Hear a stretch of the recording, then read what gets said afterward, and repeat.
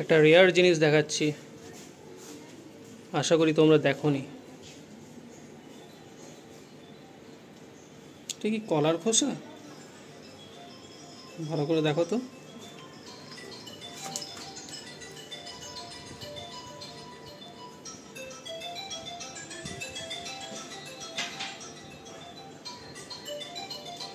কিছু বুঝতে পারছো?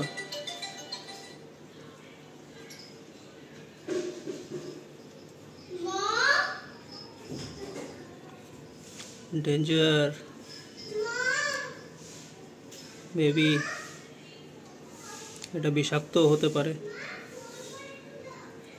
আমি আমার ব্যালকনিতে কাজ করতে গিয়ে এই জানলা খুলে হঠাৎ এটা দেখতে পেয়েছি। আমি তো কলার খোসা ভেবে এটাকে ফেলেই দিচ্ছিলাম হাতে ধরে, ধরার আগেই ভালো করে হঠাৎ নজর পড়ে গেছে।